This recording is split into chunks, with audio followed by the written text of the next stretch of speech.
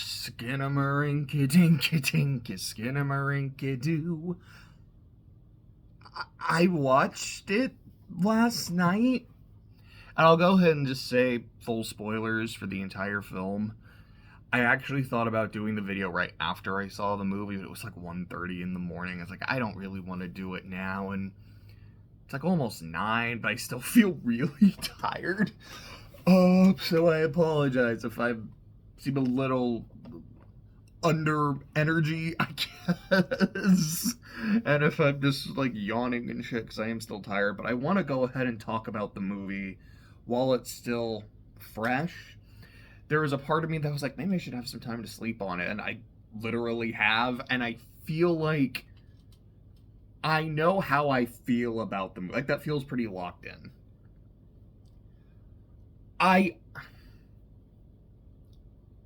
I've described Conker's Bad Fur Day as a game that's almost fun. Like, I like a lot of the ideas and the set pieces, and there's times where everything works and comes together. But there's a lot of times where I'm like, well, if there's something in the execution. Sometimes it's the controls, sometimes it's the camera, sometimes it's both, sometimes it's just the objective itself being a little bullshitty and wonky in some way.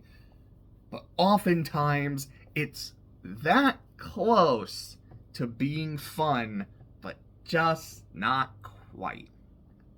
And that's how Skinamarink feels. I don't want to say it's that close to being scary, because it's... Remember in It, like, all the different doors, like, not very scary, not scary at all? That's kind of how the movie feels at the same time. So I'll get to that in a second. It's mostly just it's so close to really working for me. It's like you've got something and I'm getting really into it, but it's just not quite. So I talk about the scares. The movie is not scary because there's very few times where anything fucking happens. Like, if I'm just sitting staring at the wall and it's very dark, and then I turn and start staring at the ceiling while it's very dark, and then start staring at the ground when it's very dark, that's not scary. If there's a loud noise while I'm just sitting and staring at the wall or the ceiling, like if I'm just doing this and then there's a very loud sound, yeah, I might jump, but that's not really scary. Like, it doesn't feel earned. I mean, say what you will about the jump scares in the FNAF games. Those feel earned because it is your lose state. It is like, no, there is a lot of tension, but you also have a way to avoid it. This is just like, hey, sometimes there's a really loud sound that's kind of supposed to be a scare, and I'll be honest, I never jumped watching it. And I was like, yeah, like, I can feel that there's about to be something, and when it happened, I would just go like, okay, that's it. This is a movie that is very atmospheric. It's subtle, but that actually almost feels too nice, because it feels less like it's subtle and more like it's very vague. But for a movie that is supposed to be more subtle and atmospheric, I feel like a lot of those loud, obnoxious jump scares don't work. There's one that does, and I'll talk about it in a second. But I think the perfect example of the jump scares that don't work to me is the phone. It's one of the most iconic things about the movie is the chatter phone. When a lot of people like talk about it, they'll refer to it as the Skinamarink phone. And there's this scene when, again, you're just kind of staring into the dark. And because I watched the movie with Clay, and there's a point where you can see something in the dark. There's like these two little nubs. And I'm looking, I'm like, oh, that's the phone, because I can actually see the eyes. This is a cool shot. And Clay's like, oh, I don't like that. Like, I don't know what the fuck that is. And then a light comes on, and you see the phone just staring at you. And I think that's cool. I think that's pretty fun. And then it plays this really loud sound. I assume it's like the phone ringing. And the chatter phone makes this face where it's just, it literally has this stinker kind of face. And it just made me laugh. Like, genuinely. I was like, is that supposed to be scary? It's a cool shot, and then it's not like something scary happened. It was just a loud fucking sound and it making a stupid face. This isn't scary. This is funny. There's, like, early in the movie, when things are kind of actually starting to happen, you see, like, some of these doors and hallways, like, be, like, there's, like, a door there, and now it's gone. It's been removed. Or, like, there's a hall, and then it's closed off, and it's removed. That's fucking cool. There's this sound effect when it happens that I could best describe as ooh when it happens. And it takes something where just seeing, like, just again, just like staring at the wall, like staring at the window, and then it's just gone with no explanation, no sound, is really creepy and really unsettling. Adding a woo takes away from that because I just think that sounds silly and it sounds funny. It goes less of like, hey, I just did something really cool and creepy and I can be in the moment, and more of a, hey, wasn't that scary? Didn't I freak you out when I took away the door? Like, no. Like, you almost did, but then you want, like I said, like, there's times where the movie feels subtle, and subtle to the point of being vague, and then it gets kind of obnoxious when it's actually doing shit, which is why I'm like, you're almost working. Clay is someone who really likes horror, and the way he best describes horror is it's about tension and then release. Skinamarink is almost all tension, and I feel like when there's release, again, I feel like with one very major exception, the release doesn't feel earned. It's just, here's something really loud, and that's kind of it.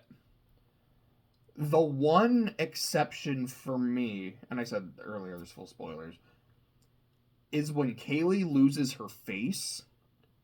Because it's not just like, here's a loud sound, and then we go on to the next thing. It's like, no, here's genuine build-up to shit, because Kaylee's gone missing.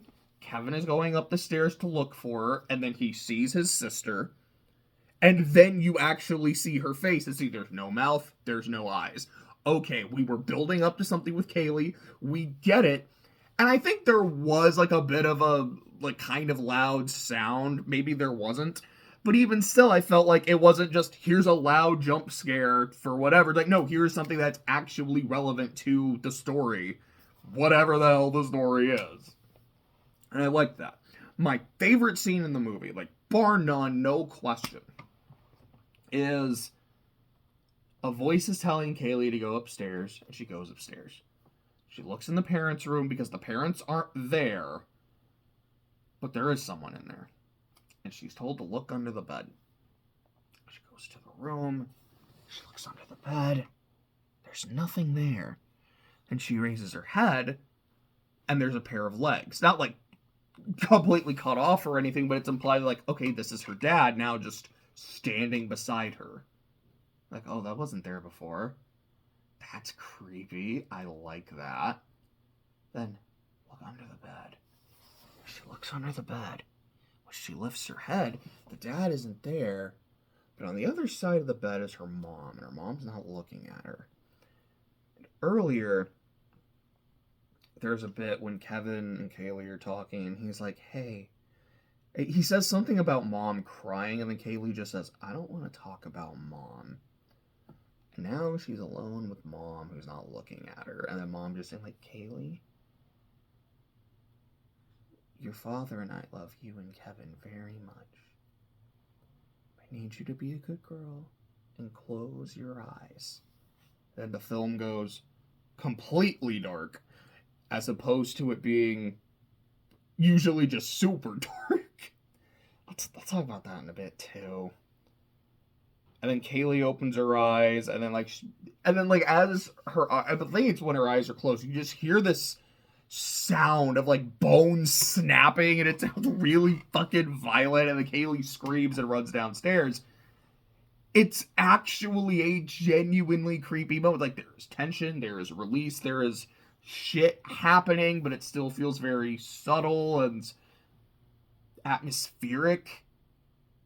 I don't know if I'd say it's the only good scene in the movie, but I feel like it was the part of the movie that made me go, okay, like, there's so many points in the movie where I said to myself, I think I said it to Clay a couple times, he was like, I don't think I'm watching a movie, I think I'm watching a PowerPoint. It's just, here's a shot of something, and then another shot of something. There's this one scene, which to me, this scene encapsulates my problems with the movie, where again, like, it's almost working, and then it just isn't anymore. We're looking at the ceiling, which I guess technically you're looking at the floor, because at this point Kevin is on the ceiling, which, this is not a fault of the movie, but I was kind of giggling to myself because in my brain I'm just thinking of the Black Keys song Gold on the Ceiling. Just the entire time, just Gold on the Ceiling. But it's not like the movie actually did something goofy there. Like, that was just for me. But he's on the ceiling, so you're looking at the floor, but you're looking up, so it feels like you're looking on the ceiling. And then, as you're just looking at this shot, I'm like, wait a second. Is there a face there? Is that blood? Because I almost see something, but I don't know if it's just because I'm staring at the dark and I kind of want to see something, so I'm seeing shit. And then you do see it, like, it more like kind of hits you, like, okay, no, like, there's a lot of blood there. That's cool. That's a cool shot. Just that, like, what the fuck? It's kind of like the phone where, like, I see something, kind of, and then it's like, okay, this is what you see. Okay, cool. And then the blood just disappears. And again, I think that's really cool. Like, okay, what the fuck? That's weird. And then it comes back, and it disappears, and comes back, and disappears. And I remember thinking about, I think I said this to Clay, like, I think the editor just found out he can control C, where it's like, wait, I can undo it, and then it's gone, and then undo it, and it comes back. I guess, like, control Z, control Y, and it went from being this kind of atmospheric what the fuck scare into blah, whoop, blah, whoop, blah, whoop. And it really just took me out of it. Now, I think the idea is that this entity is hurting Kevin and, like, making him bleed, and then undoing it, and then doing it again, and then undoing it, and then doing it again, which is really fucked up. And then afterwards, you just hear him go, "Mommy?" Which, I don't know if that's a scared child calling for his mom, if it's because he associates the entity with being his mom, and he's, like, kind of begging Mommy to stop. There's, again, something creepy there. It just felt like it went on too long. It's like, here's something cool, and now it's just being obnoxious and goofy. So I was going to talk about the darkness. Let me go ahead and do that. This film has this film grain effect, which I really like and really hate at the same time. What I like about the film grain is something that Clay had said that I think is absolutely spot on, is with the way that the film grain is, it often makes the darkness feel alive. Like, you're not just looking at this static darkness, you can see it kind of move and twist and flicker, which, especially as a kid, is something that happened with me a lot. I just, like, at night, looking up at the ceiling, I'm like, I can see the darkness, like, move. And that's really cool. And again, I think it really adds to that atmosphere. It adds to that feeling of being a helpless kid and not knowing what the fuck is out there. Especially because oftentimes the shots are kind of from a child's perspective. Like, it's usually very low to the ground, and when it's looking up at the ceiling, like, it feels like you're looking up and having to crane your neck to do so. The reason I don't like the film grain is, one, kind of hurt my eyes a bit to do so, especially whenever there's a light on the screen and it's just flickering. I might have really sensitive eyes. It was like, that actively hurts. There's a lot of shots in this movie where I'm like, this is actively hurting me to look at because of just these really bright lights. I mean, I guess they're not the brightest, but with how dark the movie is, almost any lighting feels super bright, and then it's just flickering. Like, no, this hurts to look at. Please stop. This isn't creepy. This is just obnoxious. Also, I feel like if you're doing a found footage movie, film grain makes a lot of sense. It makes it feel more authentic. But this isn't found footage. And so, like I was saying, like, it's from the perspective of the children. Like, there's a bit when Kaylee's told to close her eyes, she does, and the film was completely dark. I'm like, okay, so clearly it's not being recorded. So why the fuck is the film grain here? Do these kids have... Is this their quirk? That they have film grain vision? Kind of a shitty power, but okay. But that's the kind of thing where I'm like, I like the stylistic choice for what it does for the film. Again, like, making the darkness really feel alive, like you are with this entity.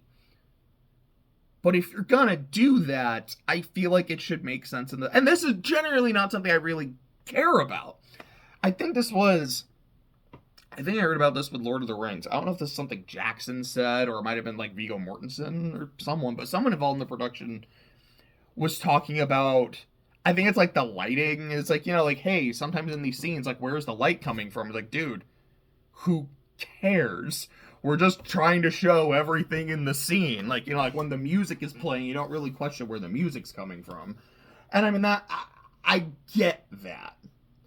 But I feel like when you're making such a strong stylistic choice like film grain, that kind of implies that, okay, that means someone is recording this. So you might see the cam shaking, or like, it makes sense when you're holding on a shot for so long, because the idea is like, okay, the kid's like recording the shit going on in the house, and he's just staring at this, and then he's staring at this, but then when you get the, ooh, like, did the kid add that in post? Or, like, again, like, if that's not the case, why is it so film grainy? It almost really works, but then it just doesn't.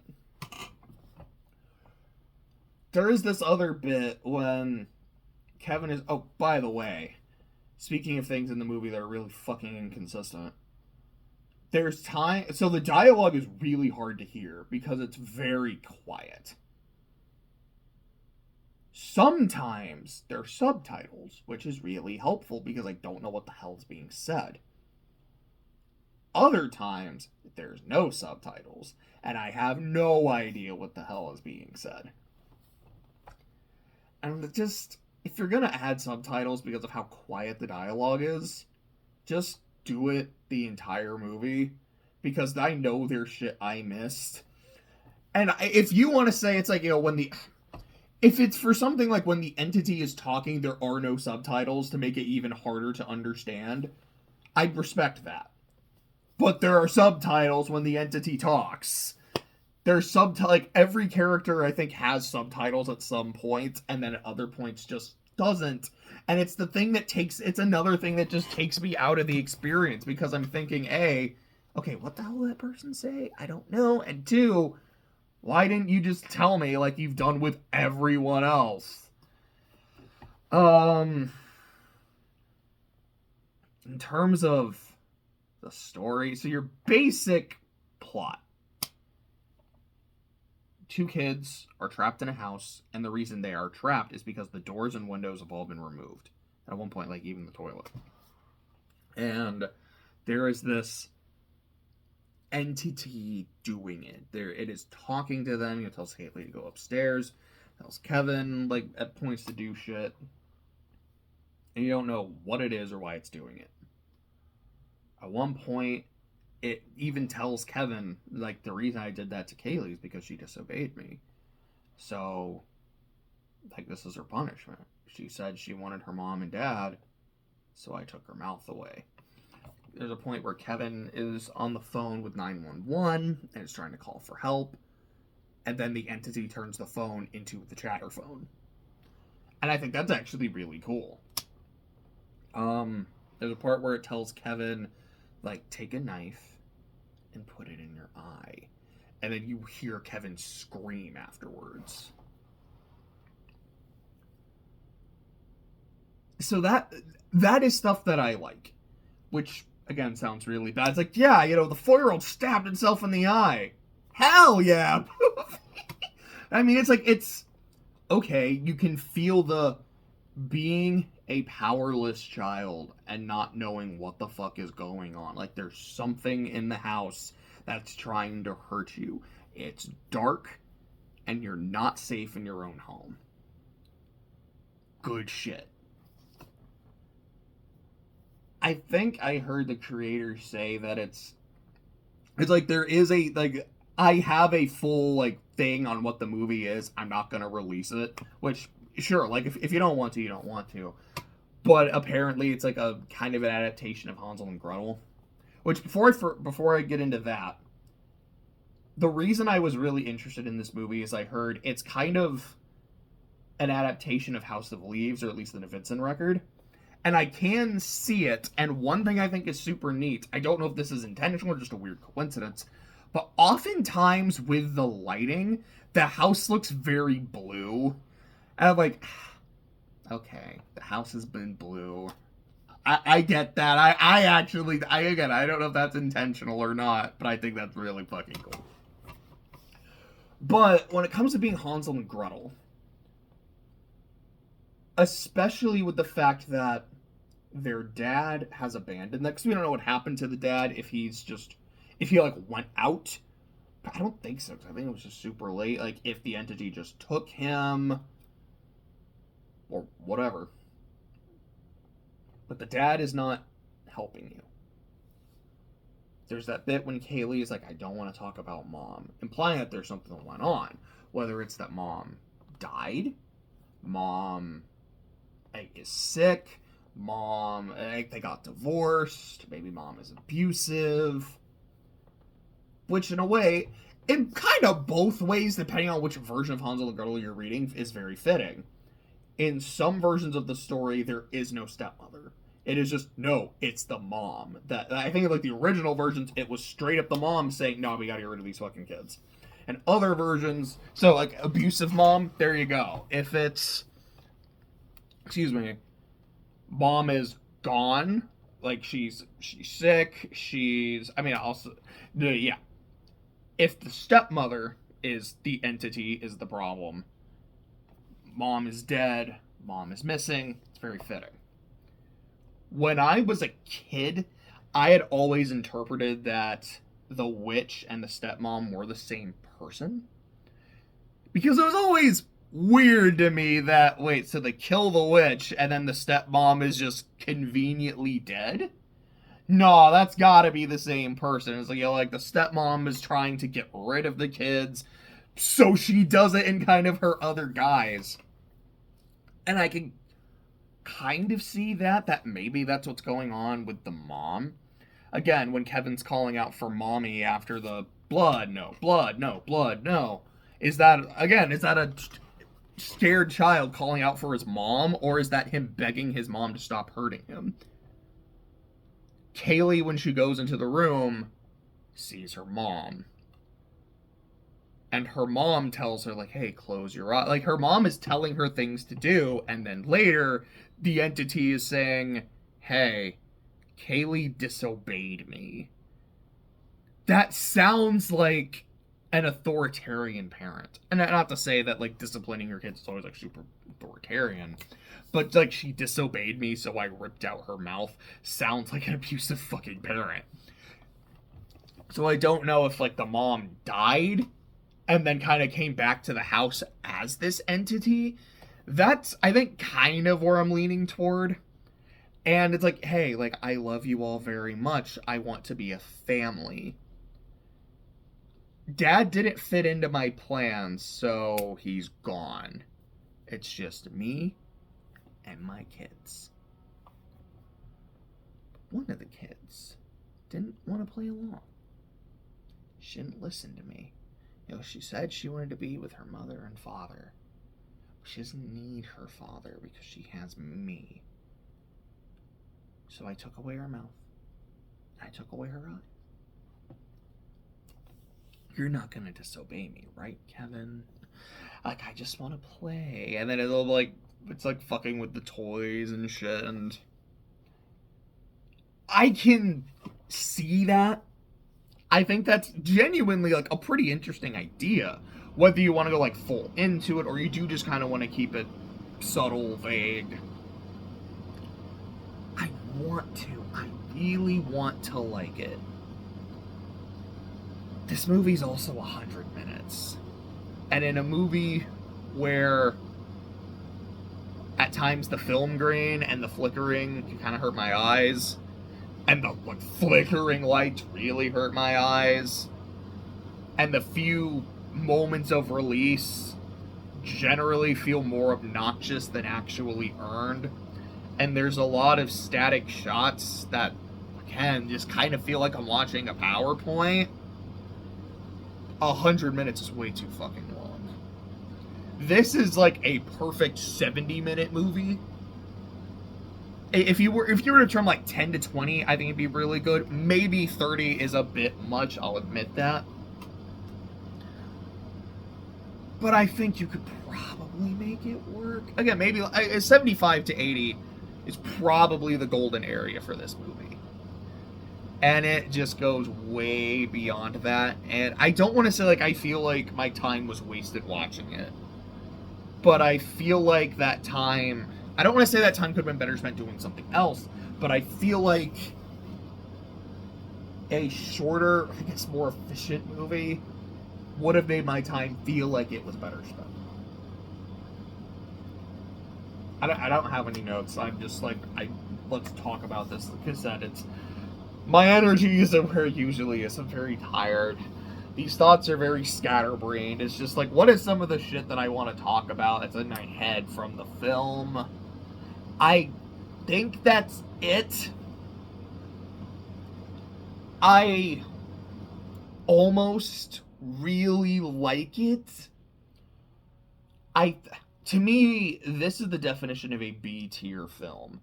Because when I do my tier list, if you've seen any of those, sorry, mouth got really dry there for a second. To me, a B tier is I respect it more than I like it. Like, there's stuff here that I think is good that I can kind of get into. It doesn't quite work for me on the whole, but I can really respect what they're trying to go for here, even though it doesn't quite work. Which, honestly, kind of saying that out loud, like, maybe that's a bit too high for a B, but I still think that kind of works. You got C, it's like, it's mid. It doesn't really do anything for me. D is just, it's mediocre. It just doesn't work. F is just pure dog shit. And then A is like, nah, this is the good shit. But, this to me is that I respect it more than I like it. There's definitely parts of it where I'm like, I don't even know if I'd say I respect it with just the really loud, obnoxious shit when it does happen, but on the whole, I respect it. I almost really like it, but it's not quite there. Yeah, I think that about sums it up.